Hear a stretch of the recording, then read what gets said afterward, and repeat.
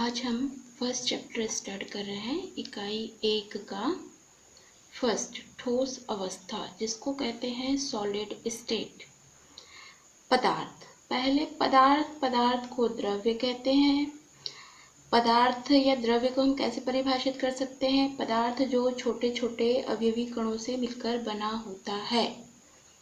अवयवी कण कहने से मतलब है कि अणु, परमाणु या आयन। कहीं भी अवयवी कण आता है शब्द तो उसका अर्थ है अणु, परमाणु अथवा आयन से। इसके बाद है पदार्थ की भौतिक अवस्था। अब कोई पदार्थ है, उसकी भौतिक अवस्था होती है। तो भौतिक अवस्था 3 होती है: ठोस, द्रव, गैस। इसको सॉलिड, लिक्विड, गैस कहते हैं। ठोस, जैसे चित्र में देख रहे हैं आप, ये गोले जो हैं अणु, परमाणु या आयन के होंगे। तो इसमें ये जो कण हैं, ये कण बहुत अधिक नज़दीक है। लेकिन जैसे द्रव में देख रहे हैं तो ये कण थोड़े दूर दूर हैं। गैस में हम देख रहे हैं कि ये कण बहुत अधिक दूर है। तो हम इसके गुण को कैसे जानते हैं? कि ठोसों के बीच आकर्षण प्रबल होता है, यानी कि ये जो कण है इसके बीच में बहुत अधिक प्रबल आकर्षण है, जिसके कारण ये कण बहुत अधिक नज़दीक है। कणों के बीच आकर्षण दुर्बल होता है। यहाँ पर आकर्षण कम होने के कारण इसके अवयवी कण बहुत नहीं कहेंगे, थोड़े दूर दूर हैं। और इसमें आकर्षण नगण्य होता है या नहीं के बराबर होता है। इसके कारण यहाँ पर जो अणु होते हैं या परमाणु या आयन जो भी हैं, ये इसके कण दूर दूर होते हैं। ठोस जो है द्रव और गैस से अलग होता है। क्यों होता है? क्योंकि ये तरल नहीं होता। सबसे मेन इम्पॉर्टेंट कि ये तरल नहीं होता है, लेकिन द्रव और गैस तरल होते हैं। तरल यानी कि इसमें फ्लो होता है। जैसे आप पानी को देखते हैं, दूध को देखते हैं, शहद को देखते हैं। लेकिन कोई ठोस पदार्थ यानी जैसे चौक हो गया, पेन हो गया, ये पेन है तो पेन इसको ये बहेगा नहीं। इसलिए यह गुण जो है ठोस को द्रव और गैस से अलग करता है। इनका आयतन एवं आकार निश्चित होता है। द्रव का आयतन एवं आकार निश्चित नहीं होता। क्यों नहीं होता? क्योंकि हमने छोटी कक्षाओं में पढ़ा है कि हम जानते हैं कि द्रव को यदि जिस भी बर्तन में रखा जाए वह उसका आकार ले लेता है और उसके जैसा ही आयतन हो जाता है। यानी जैसे हमने ग्लास में पानी लिया तो वह उसके आकार का हो जाएगा, उसका आयतन वैसा ले लेगा। यदि हमने उसको किसी कटोरी में रखा तो वो कटोरी का आयतन और आकार ले लेगा। लेकिन गैस का कोई आकार या आयतन निश्चित नहीं होता है। तो इससे हम यह कह सकते हैं कि ठोस को इस प्रकार परिभाषित कर सकते हैं कि ठोस पदार्थ की वह अवस्था है जिसमें दृढ़ता या कठोरता होती है तथा उनका निश्चित आकार एवं निश्चित आयतन पाया जाता है। ठीक है, तो हम इसमें कुछ याद रखने योग्य बातों के बारे में चर्चा करते हैं। निश्चित ताप और दाब पर किसी पदार्थ की कौन सी अवस्था, ठोस, द्रव या गैस, अधिक स्थायी होगी? यह 2 विपरीत कारकों के सम्मिलित प्रभाव पर निर्भर करता है। अर्थात कि जो अवस्था बोला, ठोस, द्रव या गैस, पदार्थ की अवस्था, तो जो पदार्थ की अवस्था है ये कब अधिक स्थायी होगी? मतलब कोई पदार्थ ठोस है या कोई पदार्थ द्रव है या कोई पदार्थ गैस है, तो वो क्यों है? तो इसके लिए 2 बातें आवश्यक है। एक अंतराण्विक बल, दूसरा ऊष्मीय ऊर्जा। अंतराण्विक बल क्या होता है?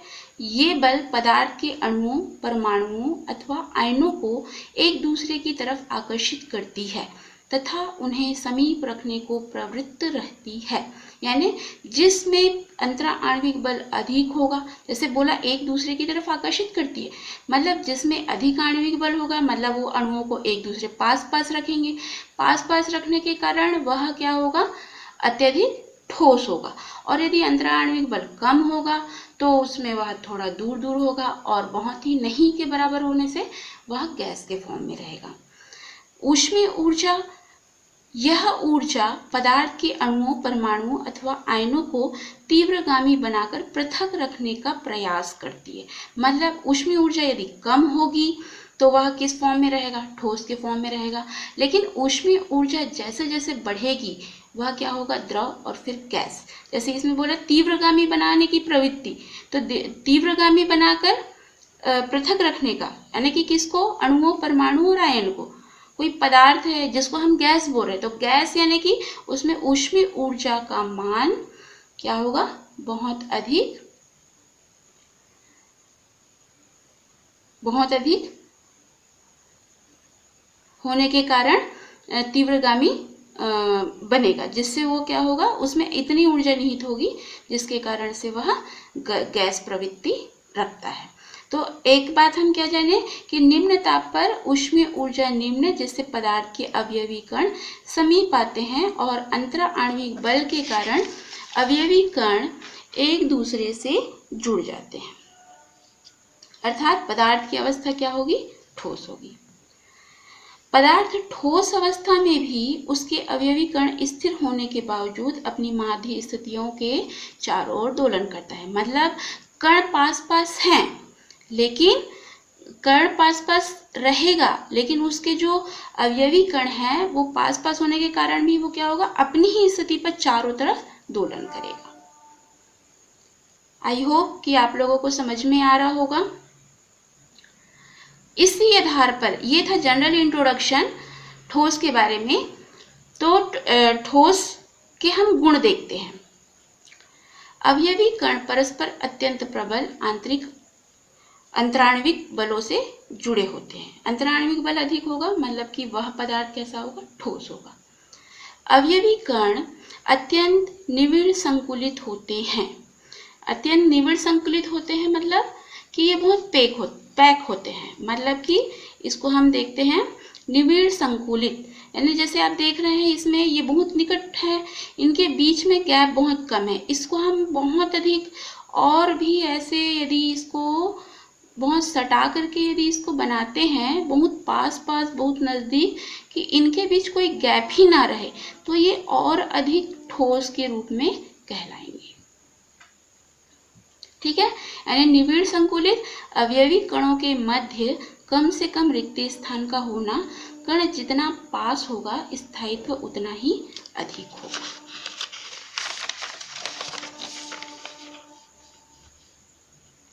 नेक्स्ट गुण है अवयवी ठोस पदार्थ दृढ़ या कठोर तथा असंपीड्य होते हैं। असंपीड्य का मतलब उसको हम दबाव नहीं डाल सकते हैं उस पर। नेक्स्ट पॉइंट है ठोस अवस्था में पदार्थ का द्रव्यमान, आयतन एवं आकार निश्चित होता है। मतलब यदि वो ठोस हुआ तो ठोस रहेगा तो क्या होगा? वो एक निश्चित आकृति ले लेगा, उसका द्रव्यमान भी निश्चित हो जाएगा। नेक्स्ट पॉइंट है इसका घनत्व, गलनांक, क्वथनांक उच्च होता है। मतलब जितना अधिक वह पैक रहेगा, जितना अधिक अणु पास पास रहेंगे, उसका घनत्व उतना ही अधिक होगा और उसका गलनांक और क्वथनांक अधिक होगा। नेक्स्ट पॉइंट है ठोस पदार्थों की विसरणशीलता लगभग नगण्य होती है। विसरण का मतलब फैलना, तो फैलना तो ठोस में होगा ही नहीं, क्योंकि हमने पिछले में पढ़ा है कि जो ऊष्मीय ऊर्जा होगी तो ऊष्मीय ऊर्जा यदि कम होगी और अंतराण्विक बल यदि अधिक होगा तो वह पदार्थ ठोस होगा। तो इस कारण से इसकी विसरणशीलता कम होती है। ठीक, इसके बाद आपका टॉपिक है क्रिस्टली ठोस एवं अक्रिस्टली ठोस। इसे हम क्रिस्टलाइन सॉलिड और एमॉर्फस सॉलिड कहते हैं। तो ये जो क्रिस्टली ठोस और अक्रिस्टली ठोस है, ये इसमें हम अंतर पढ़ेंगे। तो ये जो अंतर है इसको हम या क्रिस्टली ठोस में हम ये कह सकते हैं कि ये गुण भी है या उसकी विशेषता है, या दोनों में हम अंतर बता रहे हैं। तो यदि हम क्रिस्टली ठोस के बारे में यदि पढ़ रहे हैं तो उसको हम इसकी विशेषता या गुण भी बोल सकते हैं। यदि आपको एग्जाम में दोनों में विशेषता बोलता है तो आप ये अंतरों को ही अलग अलग विशेषता बना करके, या गुण बोलता है तो गुण कहकर लिख सकते हैं, और यदि अंतर पूछता है तो उसमें अंतर लिखते हैं। तो ये इम्पोर्टेंट क्वेश्चन है। पहला पॉइंट है, ऐसे ठोस जिसमें अवयवी कण त्रिविम में एक निश्चित क्रम में व्यवस्थित होते हैं क्रिस्टलीय ठोस कहलाते हैं। मतलब ये जो ABAB लिखा है ये ABCD नहीं है, ये अवयवी कण, परमाणु, अणु या आयन। तो जिसमें हम देख रहे हैं जैसे AB, लेकिन अब ये A के नीचे A नहीं आएगा, A के नीचे B आएगा। क्यों? क्योंकि ये जो है एक निश्चित क्रम में रहते हैं। हमने पहले देखा कि अवयवी कण त्रिविम में एक निश्चित क्रम में व्यवस्थित होते हैं। तो एक निश्चित क्रम में है, जो ABAB लिखा है तो यहाँ भी ABAB करके लिखा है, हर लाइन में वो एक निश्चित क्रम में रहते हैं। लेकिन जो एमॉर्फस सॉलिड है या अक्रिस्टलीय ठोस है, इसमें ऐसे ठोस जिसमें अवयवी कण किसी निश्चित क्रम में व्यवस्थित नहीं होते अक्रिस्टलीय ठोस कहलाते हैं। जैसे ABBAAAABBA, यानी कि इसका कोई निश्चित क्रम नहीं रहेगा। और ये ऐसा नहीं है कि मैंने जो ऐसा लिखा है आप ऐसा ही लिखें, इसमें ये कोई भी क्रम हो सकता है, AAABBB या ABBBAA, इस टाइप का कोई भी क्रम लिख सकते हैं। यानी कि इसमें बोला है कि इसका कोई निश्चित क्रम नहीं होता है, निश्चित क्रम में व्यवस्थित नहीं होते हैं, तो इसमें हम कोई भी क्रम लिख सकते हैं। सेकंड पॉइंट है, क्रिस्टलीय ठोस के प्रत्येक लघु क्रिस्टलों का विशेष ज्यामितीय आकार होता है। यानी कि विशेष ज्यामितीय आकार, लघु क्रिस्टल बोला है मतलब क्रिस्टल एक बड़े फॉर्म में रहेगा, लेकिन वो जो क्रिस्टल होता है वो बहुत सारे छोटे छोटे क्रिस्टलों से मिलकर बना होता है। तो ये छोटे क्रिस्टल विशेष ज्यामितीय आकार के होते हैं, लेकिन अक्रिस्टलीय ठोस की कोई निश्चित ज्यामिति और आकृति नहीं होती है। नेक्स्ट पॉइंट है, इनका शीतलन वक्र असतत होता है क्योंकि गलनांक निश्चित होता है। यानी कि जैसे आप गलनांक निश्चित हो रहा बोला, जैसे हम ये ग्राफ में देख रहे हैं कि ये समय के साथ में टेम्परेचर का किसी पदार्थ का, कोई पदार्थ ठोस अवस्था में है तो उसका ग्राफ लिया गया। तो शीतलन वक्र, शीतलन बोल रहे हैं मतलब इसको कूलिंग कर्व भी कहते हैं इंग्लिश में। तो इसका मतलब ये है कि जब इसको समय के साथ, जब इसको टेम्परेचर दिया जाएगा तो ये एक साथ नहीं गलेगा। पहले क्या होगा, पहले धीरे धीरे ये द्रव फॉर्म में आएगा, द्रव फॉर्म से फिर वो लिक्विड फॉर्म में आएगा।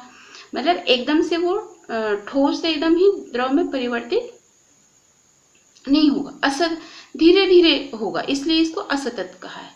इनका शीतलन वक्र सतत होता है क्योंकि गलनांक निश्चित नहीं होता।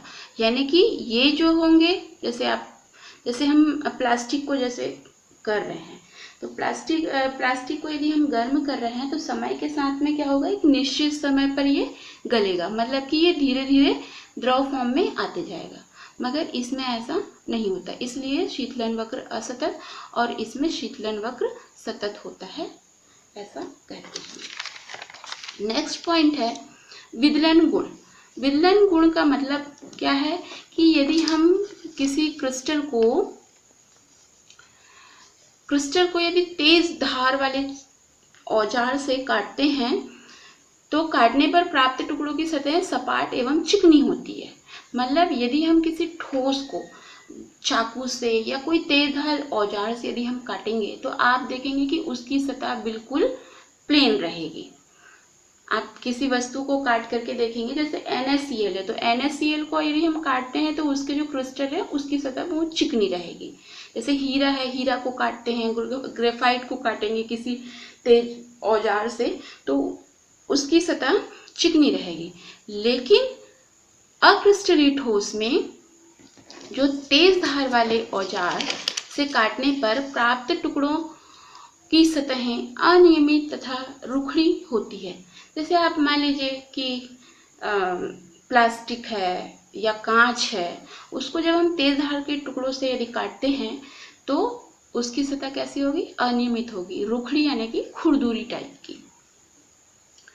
ये विषम दैशिक है। नेक्स्ट पॉइंट है, ये विषम दैशिक है, अर्थात सभी दिशाओं में भौतिक गुणों के मान अलग अलग होते हैं। भौतिक गुण कहने का तात्पर्य है चालकता, अपवर्तनांक। किसी पदार्थ की चालकता हो गया, अपवर्तनांक हो गया, इससे।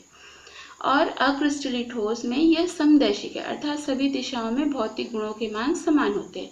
यानी कि जो हमारा क्रिस्टल हमने ए बी करके बनाया था, ये वो क्या है, क्रिस्टल की